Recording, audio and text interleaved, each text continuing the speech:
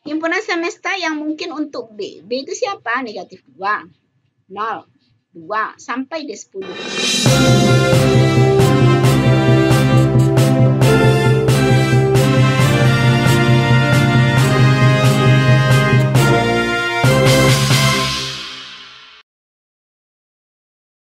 Assalamualaikum warahmatullahi wabarakatuh. Rabbi shrah li sadri wa yassir li amri wahlul 'uqdatam min lisani.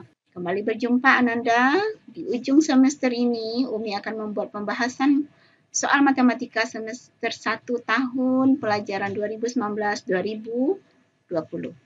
Ya, oleh Desmiati SPD, Guru MTSN 4 Kota Padang. Ananda, sebelumnya kalian bisa melihat inilah soal-soal yang keluar pada tahun 2019 yang akan Umi bahas sebagai persiapan ujian kalian semester ini. Yang pertama, soal pertama, urutan bilangan 15, negatif 30, negatif 19, 25, negatif 12, negatif 41. Dari yang terbesar adalah, nah, di sini akan kita lihat adanya bilangan-bilangan bulat ya yang belum terurut. Nah, yang diminta di sini adalah urutannya dari yang terbesar. Berarti kita ambil dulu bilangan yang positif saja ya. Karena kalau yang terbesar di sini ada bilangan bulat, ada bilangan positif, ada bilangan negatif, berarti kita ambil bilangan positif saja. Nah, di sini ada 15, 25 ya. Berarti yang akan paling besar adalah 25, kemudian 15. Nah, dilanjutkan untuk bilangan negatif. Yang paling besar adalah 12, lanjut 30, negatif 30, lanjut dengan negatif 41. Mungkin Anda jawabannya adalah C. Oke, kita lanjut soal yang kedua. Perhatikan pecahan berikut. 3/4, 5/7, 3/5, 6/9. Urutan pecahan dari yang terkecil yang diminta. Nah, kita jawab. Cara yang paling mudah untuk kita bisa tahu nilai dari pecahan ini, kita rubah bilangan-bilangan ini atau pecahan ini menjadi bilangan desimal. Ya, berarti 3 dibagi 4. Ya, kita rubah dia menjadi 0,75. 5 dibagi 7 ya, jadi 0,71. 3 dibagi 5 0,60. 6 dibagi 9 0,66. Nah, dari bilangan-bilangan desimal yang kita temukan ini, kita bisa mengurutnya dari yang terkecil ya. Kita ambil yang paling kecil. Yang paling kecil di sini adalah 0,60 ya. Nah, berarti ini punyanya bilangan yang ketiga ya. Nah, berarti 3/5. Kemudian 0,66. Berarti ini adalah bilangan urutan yang keempat. Oke. Nah, berarti ada 6/9. Nah, setelah itu bilangan yang ketiganya adalah 0,71. Nah, ini sama nilainya dengan pecahan 5/7. Oke. Nah, berarti bilangan yang terakhir yang paling besar adalah 3/4. Bisa dipahami, Nanda? Oke. Kita lanjut untuk soal nomor 2. Itu soal nomor 2. Bentuk pecahan desimal dari 5/8. Nah, ini sama saja dengan yang tadi ya. Kita jadikan 5/8 adalah pecahan biasa. Kita jadikan bentuk pecahan desimal. Berarti 5 dibagi 8. Hasilnya adalah 0,625. Oke, kita lanjut. Soal nomor 4. Jumlah penumpang suatu bus 45 orang. Pada suatu halte turun 18 orang dan naik 11 orang. Berapakah banyak penumpang sekarang? Nah, Di sini kita perlu ada konsep. Jawabannya ada A ya. Nah, jumlah penumpang bus pada awalnya adalah 45 orang. Turun artinya dia bernilai negatif. Kalau dia naik berarti nilainya adalah positif. Maka kondisi di atas bisa kita rubah menjadi kalimat matematikanya adalah 45 yang awal ya turun berarti negatif 18. Kemudian naik ya dia menjadi positif 11. Maka tersisa adalah 38 orang. Nah, bisa dipahami Nanda ya. Maksud negatif dan maksud positif. Nah, ini juga aplikasi daripada soal bilangan bulat. Oke, kita lanjut untuk soal nomor 5. Hasil dari negatif 15 ditambah 30 dibagi negatif 5 dikurang 12 dikali 2 adalah. Nah, jawabannya adalah C, di mana di sini kita harus berprinsipkan kabataku. Masih ingat pelajaran di SD? Kita perlu mendahulukan operasi kali, bagi, tambah, dan kurang. Operasi kali dan bagi dia sama kuatnya. Tetapi ya, kalau kita temukan dia sendiri-sendiri berarti kita harus selesaikan dulu. Nah, seperti ini. 30 dibagi negatif 5. Nah, ini kan suatu kelompok bilangan. Nah, kita yang membuat kurung. Ya, nah ini juga perkalian 12 dikali 2. Dalam soal nggak ada kurungnya, tapi kita yang membuat kurungnya. Supaya jelas operasi mana yang perlu kita dahulukan. Nah, maka yang kita kurung tadi kita selesaikan dalam kurungnya. Negatif 15 ditambah 30 dibagi negatif 5 sama dengan negatif 6. Kurang, ya, 12 dikali 2 sama dengan 24. Sehingga hasilnya adalah negatif 45. Oke Nanda, kita lanjut pada soal yang ke-6. Untuk soal yang ke-6, ya, kita baca dulu, masih soal aplikasi tentang bilangan bulat. Suhu di Jakarta pada termometer menunjukkan 34 derajat Celcius di atas 0. Ya. Pada saat itu di Jepang ternyata 37 derajat Celcius di bawah suhu Jakarta. Ya. Nah, berapakah suhu di Jepang? Nah, ya, jawabannya adalah negatif 3. Nah, dari mana datangnya negatif 3 itu? Kita cek tadi suhu di Jakarta itu adalah 34 derajat Celcius di atas 0. Ya. Kalau dia di atas 0 berarti nilainya adalah positif. Ya. Nah, sedangkan di Jepang itu 30 derajat Celcius di bawah suhu Jakarta. Berarti dia lebih rendah Jepang itu. Ya. Maka dia adalah bernilai negatif. Nah, makanya menjadi kurang 37 derajat Celcius. Maka artinya suhu di Jepang itu saat itu adalah negatif 3 derajat Celcius atau di bawah 0. Ya, bisa dipahami Nanda? Oke, kita lanjut. Kita lanjut nomor 6. Nomor 7 lagi ya. Dalam rangka menyambut tahun baru Hijriah, kantor Kemenak melaksanakan turnamen dengan aturan. Ada aturannya. Kalau menang diberi nilai 3. Seri diberi nilai 1. Kalah diberi nilai negatif 2. Nah, sebuah madrasah ini mengikuti turnamen. Ya. Madrasah itu bertanding 40 kali. Menang 27 kali. Kalah 5 kali. Nilai yang diperoleh oleh madrasah itu adalah.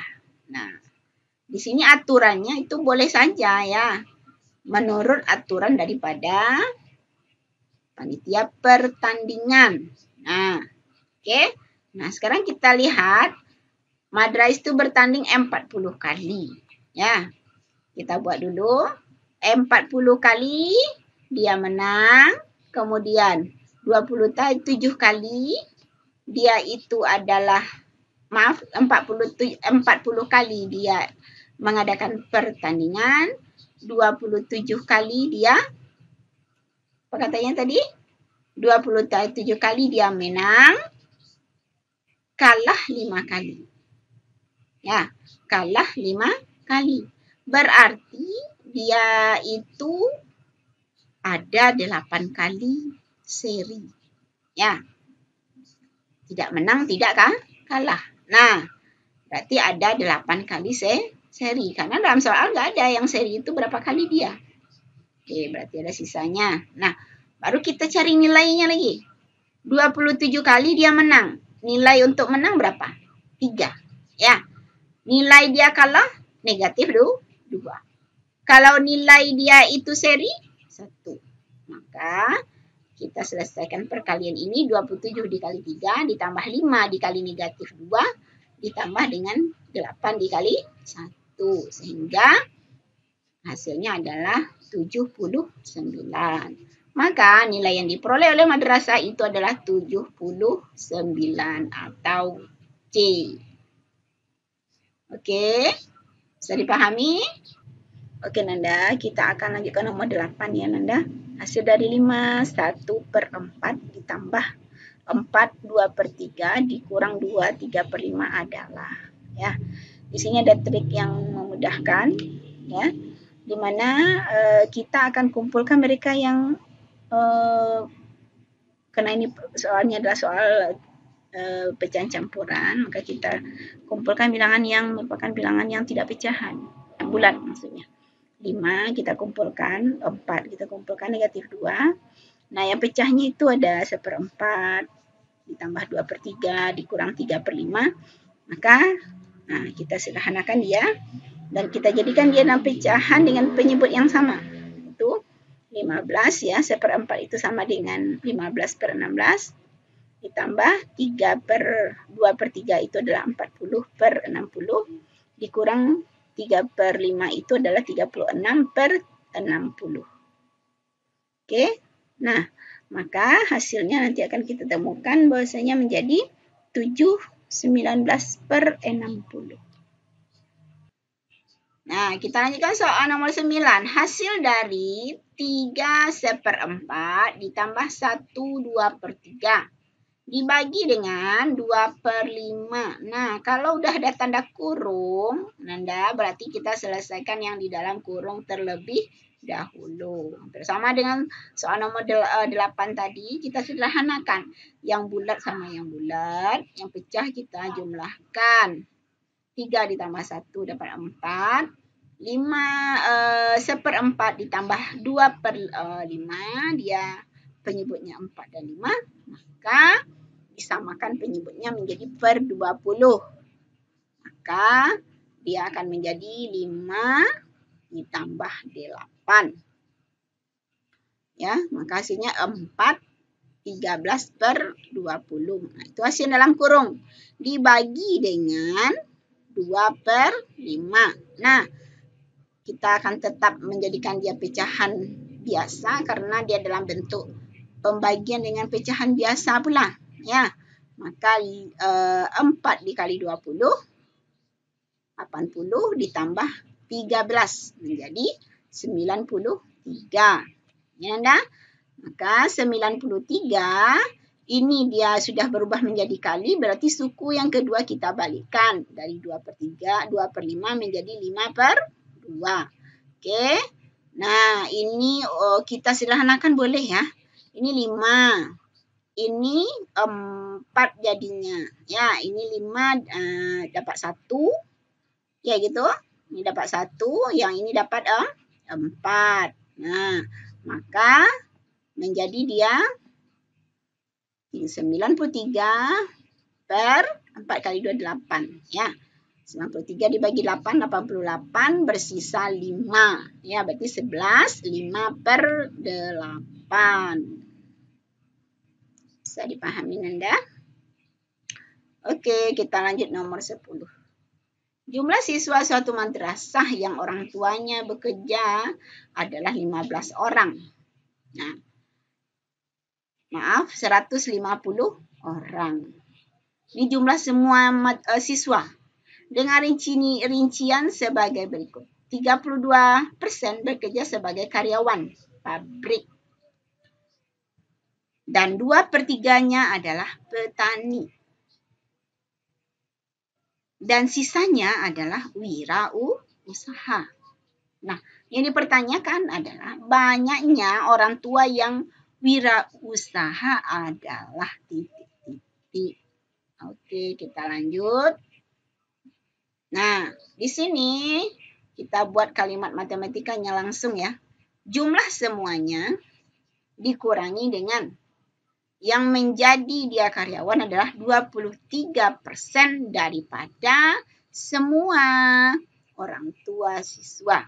Ditambah dengan 2/5 dari 150 ya, orang tua siswa. Nah, jadi akan tersisa nanti atau kita boleh kalikan 23/100 dari 180.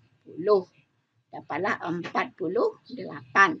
2/5 dari 150 dapatlah ya, ini 30, 3 kali 2 60. Berarti ya 150 dikurang dengan 108, maka tersisa adalah 42 orang tua murid yang mempunyai pekerjaan sebagai wirausaha. Oke, jawabannya adalah D. Oke, kita lanjut. Nilai dari 6 kuadrat ditambah 7 kuadrat ditambah 2/4 adalah. Ya. Nilai dari 6 kuadrat, ya, kalau dibuatkan kalimatnya matematikanya ya Umi langsung saja. Berarti 36 ditambah 49 ditambah 2/4. 16. Maka hasilnya adalah 101. Jawabannya adalah C. Oke, kita lanjut lagi. Nilai P yang memenuhi ya, kalimat matematikanya adalah 16/10 sama dengan P. Nah, di sini bukan hasil yang ditanyakan, tetapi bentuk lain daripada bilangan berpangkat ini. 16/10 ya, bilangan pokoknya adalah 16, pangkatnya adalah 10. Jadi, bilangan pokoknya kita rubah menjadi 2/4. 2/4 sama dengan 16. Nah, sesuai dengan kaidah daripada hukum ya perkalian bilang berpangkat yang dipangkatkan kembali, berarti dia hasilnya menjadi 4 dikali ya, pangkatnya dikalikan. 4 dikali 10. Maka dia menjadi 2/40. Nah, inilah dia option D. Oke, kita lanjut. Untuk soal nomor 13. Nah, sekarang kita disuruh untuk mengurutkan bilangan-bilangan yang berpangkat ini dari yang terkecil kepada yang terbesar. Nah, sebetulnya untuk menjawab ini kalian diperkenalkan dengan suatu hukum nanti, tetapi bisa juga secara biasa saja. Nah, Umi lebih cenderung untuk mengalihkan seperti biasa karena angkanya cukup sederhana. Ya, 3/4 kan sama dengan 3 dikalikan 4 kali, maka hasilnya 81. 4 dikalikan 3 kali. 4 kali 4 kali 4 hasilnya 64. 2/5 ya, 2 kali 2 kali 2 kali 2 sebanyak 5 kali ya, sekian 32. Sementara 5/2 hasilnya adalah 25. Nah, untuk bilangan ini kan cukup sederhana, makanya sudah bisa langsung kita urutkan. Ternyata urutan dari yang terkecil adalah 5/2, 2/5, 4 berpangkat 3, 3 berpangkat 4. Sama dengan B. Oke Nanda, sangat sederhana bukan? Oke Nanda, kita lanjutkan untuk soal nomor 14. Soal 14 yang ditanya adalah KPK dan FPB dari 36, 48, dan 72 adalah. Ya, kembali lagi kepada persoalan KPK dan FPB. Sebetulnya udah kita bahas dulu di SD dan kita perbaharui lagi di tingkat SMP. Maka langkah pertama kita akan cari dulu faktor-faktor prima daripada 36. Ya, ternyata dia 2 pangkat 3 dikali 3 pangkat 2. Maka faktor-faktor prima dari 48 adalah 2 pangkat 4 dikali 3. Selanjutnya faktor-faktor prima daripada 72 adalah 2 pangkat 3 dikali 3 pangkat 2. Nah, dari ini ya, biasanya kalian buat dengan faktor ya Nanda ya. Nah, berarti kita bisa ambil atau kita cari KPK-nya. Kita lanjutkan KPK daripada 36, 48, 72 dengan mengambil faktor-faktor yang ada pada semua bilangan. Nah, ada 2, ada faktor prima 2, ada faktor prima 3, ya. Nah, ada pada semuanya. Dan kemudian kita ambil lagi pangkat yang tertinggi. 2 pangkat yang tertingginya adalah pangkat 4. Sementara 3 pangkat tertingginya adalah pangkat 2. Sehingga KPK-nya adalah 2 berpangkat 4 dikali 3 berpangkat 2. Nah, selanjutnya kita lanjut untuk mencari FPB-nya. FPB-nya adalah faktor-faktor prima yang ada pada ya semua. Kalau tadi untuk untuk KPK itu sebetulnya adalah faktor-faktor prima yang ada pada semua bilangan maksudnya. Nah, kalau FPB dia ada pada bilangan pertama, kedua, dan ketiga. Ternyata 2 ada pada bilangan pertama, kedua, ketiga, 3 juga ada pada bilangan pertama, kedua, dan ketiga. Sehingga yang membedakan adalah pangkatnya. Pangkat yang kita ambil untuk FPB adalah pangkat yang terkecil. 2 pangkat terkecilnya adalah 2 berpangkat 2, sementara 3 adalah 2 berpangkat 1. Ya, Nana? Ada 3 saja atau 3 berpangkat 1. Sehingga FPB-nya itu adalah 12.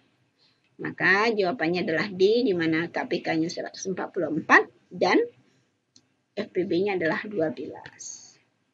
Oke, sama ya, walaupun dia 2 angka atau 3 angka, konsepnya sama. Next, kita lanjut. Soal 15, Ali pergi bertamasya setiap 4 bulan sekali. Sedangkan Usman setiap 5 bulan sekali. Jika Ali dan Usman pergi tamasya bersamaan pada bulan September 2018, kapankah mereka akan pergi tamasya bersama lagi? Masih ingat ini? Soal ini rasanya udah sering sekali keluar dan sering dibahas di SD. Ya, karena ini memang ada ya. Di kurikulum SD masih ada dan diperbaharui di senamnya. KPK dari 4 dan 5 itu adalah 20. Ya, KPK dari 4 dan 5 adalah 20. Maka, ya, kalau kita hitung, ya, berarti sekarang dia adalah bulan September, pergi yang pertama, yang bareng-bareng, yang bersamaan. Nah, berarti ditambah 20 bulan kemudian. Nah, 20 bulan itu artinya apa? 12 ditambah 8. Nah, kalau pas bulan 12 berarti itu masuk September. Ya, nah, setelah itu baru bulan ke-8 setelah September 2019. Ya, kalau 12 bulan berarti itu setahun ya, nah. Berarti kalau 2018 di sini berarti dia menjadi 2019. Nah, 8 bulan setelah September 2019 adalah bulan Mei 2020. Maka jawabannya adalah D, Mei 2020. Oke, kita lanjut. Ibu Yasmin memiliki 12 kue lapis, 18 kue donat, dan 24 kue cubit. Bu Yasmin meletakkannya di dalam piring. dalam pembahagian yang sama. Banyak kue cubit di dalam piring adalah. Nah, ingat ada kata kunci di sini. Dalam pembagian yang sama. Artinya apa? Kue itu dibagi rata. Ya kan Anda? Nah, kalau begitu berapa banyak kue cubit dalam piring-piring itu? Oke, kita lanjut. Nah, dalam masalah ini sebetulnya kita mencari FPB dari 12, 18, dan 24. Berapakah dia? Kalau kita cari, FPB dari 12 itu adalah 2 pangkat 4 dikali 3. 18 itu 2 dikali 3 berpangkat 2. Dan 24 adalah 2 berpangkat 3 dikali 3. Nah, FPB-nya itu adalah 2 dikali 3, sama dengan 6. Maka makanan dibagi menjadi 6 piring. 6 piring. Ya, karena faktor persekutuan terbesarnya adalah 6. Maka piring yang disediakan adalah 6. Nah, masing-masing kue nanti berisi. Kalau kue cubit yang tadinya 24 biji dibagi 6. Nah, masing-masing piring ya berisi 4 buah kue cubit. Nah, oke Nanda? Bisa dipahami Nanda? Sama bukan? 4 buah semuanya. 4 dikali 6, 20 24. Rata pembahagiannya. Oke, itulah aplikasi daripada FPB dan KPK.